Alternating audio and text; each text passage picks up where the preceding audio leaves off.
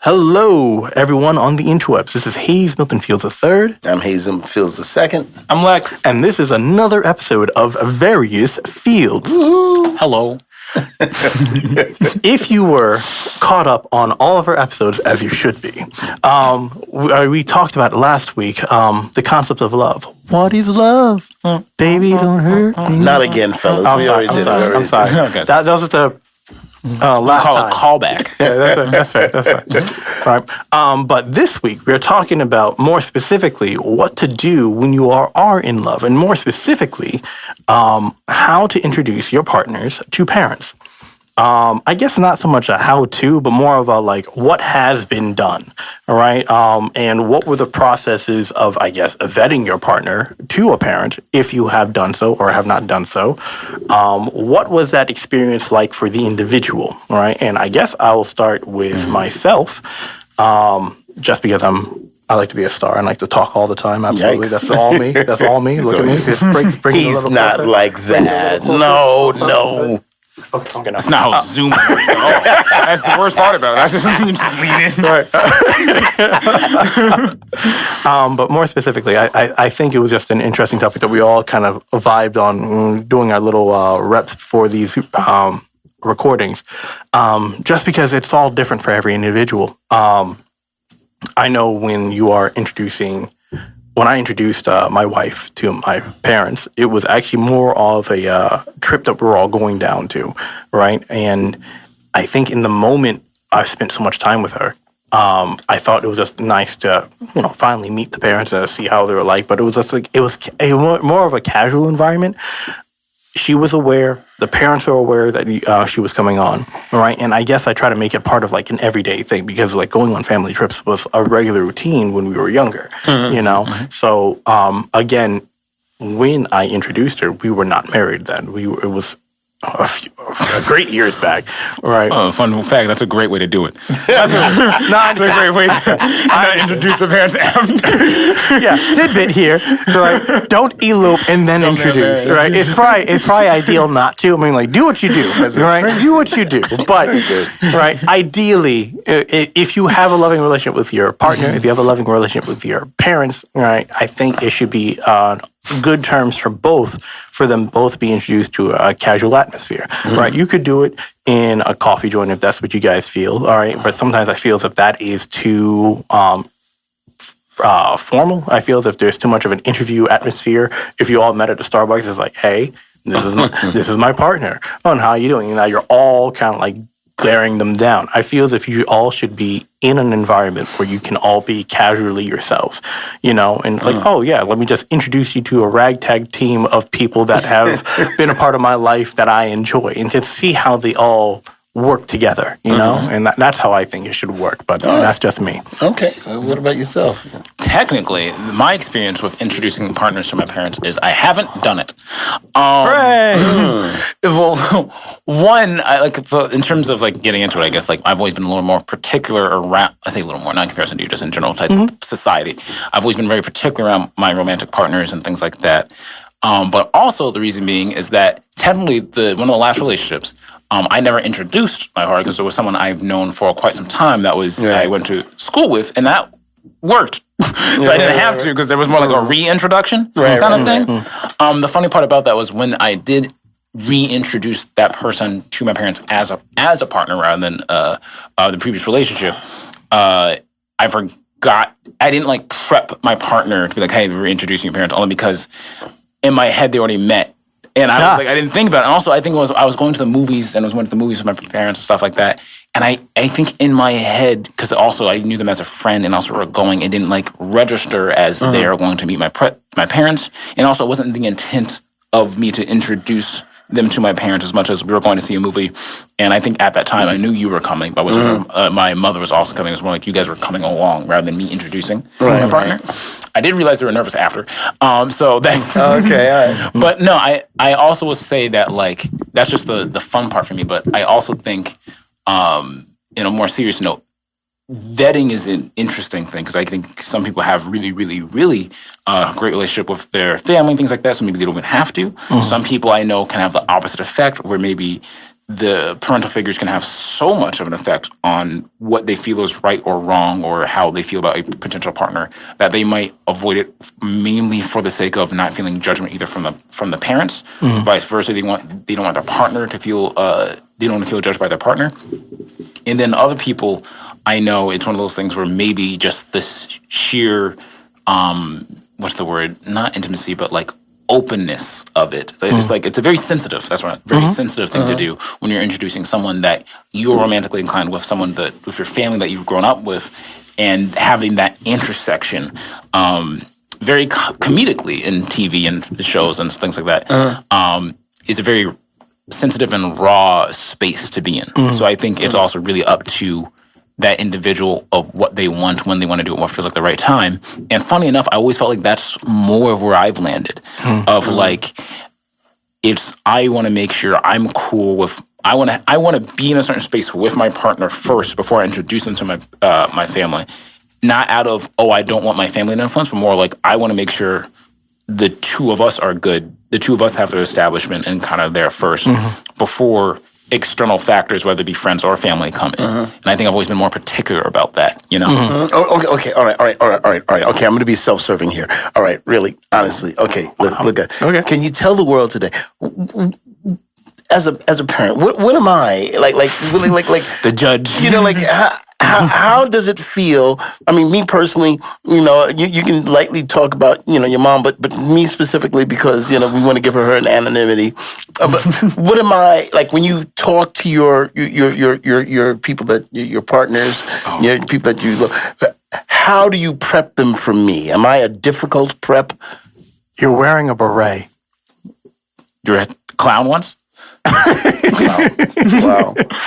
These are true statements. There are two people that kind of wear berets, and you're not French. Really? Am I okay? So am I a tough sell? No, be honest. no. You know what it is? I'll be completely honest, and this is I actually joked. I joked with Shri about this a lot when Trey was introduced. I think our family is both a very loving. I think we're very blessed to have the family that we have. I've also learned, in comparison to that, I think we have a very intense family. You know, especially when it comes around, like, at bare minimum religion, and things like that, or faith and things. Because I do remember as a time where Shri, I think, talked about maybe, I'm so sorry, I'm telling you a story, but a certain relationship, like how they feel about, you know, faith and things like that, their own personal views on it. And our family was like, instead of being like, oh, we understand, or like, we're trying to figure out, we're like, sat them down, like, all right, what do you think about, in this kind of, and not everyone, and I think as an individual, like you said, because I think our family is a very passionate family, and I think sometimes passion and intensity from people who aren't raised under our roof is a thin line. Right. Yeah. And then I've always said this, and this is more for the broader sense, not even romantic partners, but just friends and all that stuff. Because some people always wanted to know, like, me and my brother almost have a meme with the rest of our friends, like, that we keep our family kind of locked down, like, where it's like, I'm not doing it for my sense of security, or like, oh, I'm embarrassed. I'm doing it for them. So no one feels like. You've actually experienced this with my roommate before. Right. Or like, I guess it's not super crazy. One of my friends, Sherwood, felt, I think, challenged by the fact that I was like, hey, there's a particular set of things I think that would come up where, like, my father would feel, where they would feel like, oh, I don't know, I think he wanted you to like him, and not that you wouldn't, but like he felt challenged by that. And I'm like, immediately by you trying to make effort to have someone like you, my dad will catch that immediately and be like, and you did that. Right, yeah. Well, you know what it is. I think that's a tradition that's passed down, at least through our family, because I recognize, especially with my children, I do have a bit of a, you know, like what do you call a junkyard dog kind of approach. As he wears a bike chain around his neck. The bike chain and the race. You know, it's like, you know, because you're protective. And that was, you know, and I have boys, you know, and I've always said, thank God I didn't have a girl. If I ever had a girl, I've always said this, if I had a girl, I would name her Prison, because there would be almost like there would be prison fields. I was not ready for that. No, really. No, I'll be very honest. Disclaimer should just be No. underneath. Is that bad? Is that We're gonna bad? have yes, it is. We're gonna have a lower ticker that says just jokes. No, but I mean, I wouldn't really name it that. But oh my God, is this going to be another canceled episode? No. But I'm being honest. It's just that you know, I have a tendency to get episodes canceled. It's being born in '63. It is I envision you guys as my most precious, creations or something like that. Walk away. You have Nels walk away. Nels, come on, man. What did I do? No, I need to know. Am I crazy? I am crazy. But anybody that comes within your sphere, I have to, I'm more challenged. Now, I want to challenge because it's important to me. You guys are important to me. Always been. Because I've known you since, and quite frankly, when I see you guys, I have to make my brain change it. Like, they are adults. You're men, but I still see the little faces, and I still see rabbit and kangaroo. I still see, I still see that, and I have to come to grips that these are men, and I'm doing better. But when people are around it's a 10-step you, process. and to Sherwood, I have to Sherwood, listen, I love you, son, and it's just that you have to, I am so glad that you've endured that. Your endurance of that is one that proves your affection for my sons. And so I know that I'm a tough, but in my defense, I came from that same thing. Oh yeah, Okay. Because I think this is a perfect segue to actually ask, how did you introduce Mother to your family? Oh dear! So we actually had a tribunal. It was an interrogation thing, very much like the lights here. It was like, say, what are you doing? Who are you? What are you doing? My mother and father played bad cop, worst cop. No, I'm only kidding. No. Yeah, I grew up in a very intense, loving family. Intense love. So my sisters by themselves, the three of them together, yikes, my wife had to endure. One of the first things my father said to my wife when he met her, right? Because we had a musical family, and my father, he didn't have a censor. In his head, like FCC, and I hope I have it. Do I sometimes have more than Papa would have had? Yeah, I have more than Papa, but I was very diplomatic. But when you get older, you say what's on your mind. My father would just say stuff, and he was like, "No, don't say it." But my father, when he first met my wife, he goes, he was playing piano. He played a little piano, and he goes, "Do you sing?" And she was shy. No, I don't know. He goes, I don't understand. You're pretty and you're not dumb. You should be able to sing. Now, you gotta understand, those things do not correlate at all. But it does make people think, I guess there's some validity there. I guess I am pleasant to look at, and I'm not dumb. I guess I can sing. I'm not exactly sure how he does it, but I think somehow or another he got her to sing. I feel like people overuse the term trick question because that is a trick question. You're not ready. You're pretty. I think it's more of a trick statement, really. Listen, my father was a master of point that. of fact. You are all these things. Just a quick aside. Now we got to do two things. A quick aside. My father once did this, and I must have mentioned this because it was the coolest thing he ever did. He walked into a mechanic's shop, and he to gain control, because he was always the alpha, in any situation. He would go. He went into the room and he goes, the guy outside told me to see either the smart guy or the handsome guy to help me out. Who? And these two guys looking at. Come on in, So he had a way of control. So he used his humor and his quickness to try to fix situations. But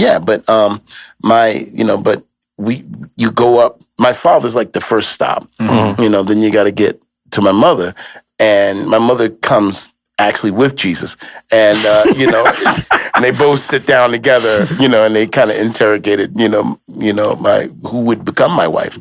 And your mother is same person,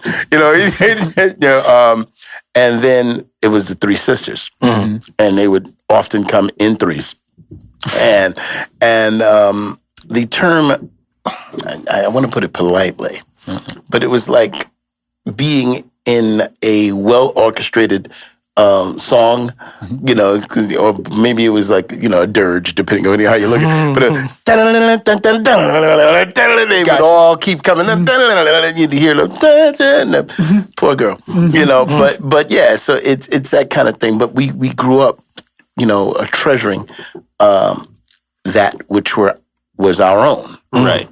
And if you believe that that various fields is something that you claim as your own, please remember to like, share, subscribe, and hit all the buttons. And please comment, because we want to hear. And as we did in one of the episodes, just the previous one, we will mention your name if one of your ideas becomes something that we'll take to talk about. We'd love to have you. So, but please remember to subscribe and remember to comment, because we're trying to get there to 500. We're almost there, and we're getting there close. But the intensity of going back to the thing, you know, I had to prep, you know, your mother to meet my family, you know, because my family, you know, we didn't know we were doing improv on Sundays, but that's how we had fun. My mother would go, baby, why don't you and Michelle, you're both in elevators, and the elevator's getting stuck. Let's see that. And we would perform that, and that would be in the living room, and everyone, you know, okay, and then they'd pick two other people, they'd give them scenarios for them to act out. If that's not improv, that's a spell. That was, you know, what just happened? But that's how we enjoyed, you know, and so we thought it was odd, you know, because we grew up with that. If you would come to our house first day, and if you weren't willing to sing, to dance, to participate, to perform, we were like, what's the matter? We're just having fun. And that's why it's difficult to introduce people to your parents. Yeah, exactly. That's you kind of need a resume. That's me. Before That's coming me. into the household. Oh my gosh! You know, it's not you individually, but like, yeah. Well, here's the thing, you know, and this is actually something I appreciate. I mean, the thing I appreciate about the family is also something I think we have to prep for. Is like we are. I think everyone believes this in different ways about their family, but something I feel blessed to have and I have pride to have is also one of those things that I believe is unique about our family, is that we're passionate, have certain levels of intensity, but also like creative family that love each other. And that's very, very good. Right. And because of that, we do, as a family, try to make sure we're not going to bring anybody who could either, if not disrupt that, maybe even early on, we don't want to exclude anybody. Right. You know? So if they don't automatically vibe, I think it would be like, we would just know, you know? But and it's not like an in-out thing, because I think our family is actually very welcoming. But I also think it's, like you said, the protectiveness that kind of comes in. Yes. And all that kind of stuff. And it's less that I don't believe that our family would be welcoming as much as that individual needs to know, like, that aspect. Right. And they can't know that without knowing. Yeah. So you have to let them, you have to know. you know, because you can't, Aunt Michelle. Well, okay. I think we got to stop right there. There you go. We'll just leave that there. No, but still, you know, names. and that's Holy my cow. sister. You know, we're dropping names here. No, I know. Give a little so she wants to, because she sees this episode. It's not. I was saying, because I was going to say this and you. All right, go ahead. It's like you guys are just very passionate people. Like you said, it's you're coming from a gospel family. You're coming from people who perform. You're coming at the very least, our mother is shy. You know what I mean? Indeed. And you are a musician, and also at some point were a clown. Like, I don't know how a librarian married a rock star, but it happened. And just alone, without getting into contact, that is funny. You know what I mean? That's a good point. So, like, I'm just saying, I think it's one of those things where it's like, I would just like, and this is not even, like I said, not just romantic partners. This is anybody. Yeah. Like, you have to kind of learn to yes and. I think one of the reasons why even with DeVar, let me put it this way, DeVar is one of my favorite friends because he is, I think, bad at it. But he's also learned to just know that's how our family is, and so he doesn't have to be it to adapt. Right, but he genuinely appreciates you. We've talked plenty of times about him being part of the family. But also, I knew DeVar as a little guy. Yeah, so it took him many years, you know. So he was vetted as a child, and then he became my son. I never wanted to be that family. You know, I was scared. It was like, you know, are we introduced in that way? Oh, my family's, they're a little creepy and they're spooky, you know, that kind of thing. I feel as if it's a wonderful sentiment, at the very least, to know that you guys were able to embrace my wife with such open arms. Indeed. Because of the fact, like, okay, I know, like like Lexa's been saying, we are very, very passionate people, right? So a lot of people who even have an iota of shyness with them, it could still be a lot, all right? Again, I'm a soft-spoken person from time to time, and I am, because I'm born in this family, I can also be a lot when I'm around you guys, right? But it's kind of like an adaptability change and shift, right? But what I love was like kind of like the ultimate vetting process is kind of like bringing the missus over to Thanksgiving dinner one day, you know, and then immediately just being embraced by everyone there, you know, and like almost like like there's a natural tradition of like who's in the kitchen, who's cooking, and who's in the at the table, prepping the table and everything like that, and we all come together to make games and fun and laugh with all the family, right? But like to be assimilated into that process so seamlessly, right, means that you are family, you know, and even without words, even with many words spoken to you, right, even though you're being vetted and being processed and due processed and being like, you know, run through the ringer, like just being part of that assembly line of just making Thanksgiving happen, right, so seamlessly, you're automatically part of the system, you know, and I kind of like love that as part of the like the dynamic. May I say one thing? And this is only funny because I feel, I'm just thankful and glad that you said, you know, the family as a whole, welcome Tree. It's an open arms. Because looking back, I sometimes feel like I hadn't done that. Not because I wasn't welcoming, but because I'm not sure if you remember when Tree first met me. I'm not sure if you know about this a bit. She misheard my name because I said I introduced myself as Lex, and she thought I said Link. And now for our audience, some people who gamers might know, Link is from a video game series called The Legend of Zelda. The Nintendo series, very popular. This video game character happens to not speak. He just happens to, because it's a video game character, when you swing his sword, he goes, hut, hut, hut. So for about almost a year, after she said my name was Link, I only communicated to my brother's wife as we were dating and everything through strictly yells. It was a very long bit, but They've anytime had conversations in between those yells. It was just the introduction and the departure of the conversation. It was always a yell. It was a long bit. It was a long. Well, we do believe in the bit, you know. But I have to admit, you know, even meeting my daughter-in-law, I think she might have gone through the, you know, not, you know, just a vetting purpose of just me, and you know, because like I said, everybody that comes within the circle of my sons, you know, they are vetted. But your wife is so delightful and loving and caring, and even to this day, when she'll call me from time to go, "Hi, Dad." She doesn't know that it touches my soul in such a way that I have to try to, you know, because I never had a daughter, you know, and I have friends that have daughters, and I feel like, you know, I would like to believe that I would be a good father for a daughter, but God. After naming her prison, I agree. I know, but no, I said that because they wouldn't go anywhere. You know, I always It wasn't a defense. I think you tried to defend yourself.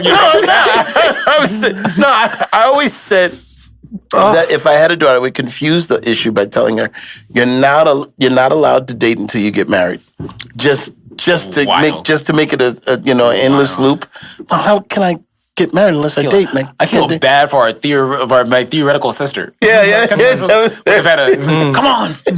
Right. If you named her prison, her nickname would have been Escape. Let's go. You know, I see my poor daughter in a Shawshank kind of situation trying to get out. But thank God, you know, that no daughters are harmed in the making of this podcast. But I would like to believe that, you know, but God gave me the perfect two sons, and I when you get honestly, you know, and I mean that. So you'll see us do this thing, and sometimes, you know, you see me tearing up a little bit right now because honestly, you know, we talked about love, and the first time, you know, for both the boys, seeing them, you know, come to be, you know, from was just amazing, and you get a chance to see that, you know. And I always would say, "There's no way in the world God loves these guys more than I do." You know, I was like, I got to challenge it, or you know, I was like, "Look, Lord, I don't think so. It's way too," you know. But it just what happened. So we you know, I've been blessed in that kind of way. That being said, not trying to be self what's the word? Self-absorbed in any kind of way. But love you guys to the moon and back. So we got about another 6 5 minutes. minutes, yeah. We're talking about meeting the parents. The parents bringing your loved ones. So why, because that's what happened with me, and bringing my family. It's a big step because if from a traditional point of view. Bringing someone to your family means that person's important to you. So that's a big step for you guys because you have to say what you're saying is the people that are in your life are important enough to meet your family. Right. And there's also an additional spot to this because everyone has their own individual needs in a relationship as well, right? I think it's the cohesiveness between partner and family as well to kind of prove that they can be a part of the family, but also if for whatever reason that meeting goes south, right? It kind of like makes you say like, okay, why did it go south? Like, and what can we do about like, I guess, working the relationship between your family? Because no one ever wants to have to be put in that situation of like deciding between the ones that you love and the ones that loved you. You know what I mean? So like, I think it becomes an understanding. It's like, okay, well, I noticed this, they noticed that, yada, yada, yada. And then as you work your dynamics out with one another, you have to understand. I mean, some people at that moment break up because family members are hard to deal with, and sometimes again relationships are like, okay, are you going to be me or them? You don't have to ever see your parents ever again as long as you love me, or it becomes like a toxic thing that people often have to deal with, right? But I think it's so very, very important that if you can't have a partner that embraces you in all of you and all of your family, as someone you have to step aside to be truthful. But on the other side of that coin, there are those that may have situations where it may be necessary for you to not necessarily go with the ideas of the family. No, I really agree with that so too. you have to use judgment because there may be those who are there in a loving relationship, and that's very healthy, but maybe your family opposes, and sometimes that's a difficult thing because if your family you're very close with opposes that which you believe in, it could sometimes be difficult. But we're not talking about if and so just to be clear, so because we love our audience. We don't want to. We just talked about love, and I'm trying to be delicate. If you're in a toxic situation where you're being harmed, if you're being Abused mentally in any type of way. in any kind of way, that is not the love that you're deserving of. There's something much better, Right. And don't confuse. And try not to, because love is very, very confusing sometimes, and it will make you believe that which is painful is enjoyable, that which is harmful is if you're the only one trying to make the relationship work, whether it be through your family or through your partner, if you're the only one practicing understanding and patience, is not the love you're looking for. All right, so somewhere along the line, maybe we should find a 1-800 number to put at the bottom. So if you're in a dangerous situation, if you're in a situation not to become what's the word, macabre, not trying to make it dark, but there are realities out there. My sister, my brother, my friend, who's ever listening to this, please do not put yourself in that situation where you can be harmed, because we want you here more than anything else. And so if you're in a situation where you have to question, as Shakespeare says, to be or not to be, that's a toxic question. And we want you to make sure that you are always to be. And is there anything else? We got about another 2 minutes. I think my only thing is jumping off of that, just make sure you're never in a position with your family or your partner or something like that where you have a discussion, maybe you want to get married, but you don't know how to, do that. Just make sure you're never in a position where you feel like you're going to be a melon. And that's my main thing. You said never to be a what? You don't want to be a melon. What? Where you can't elope.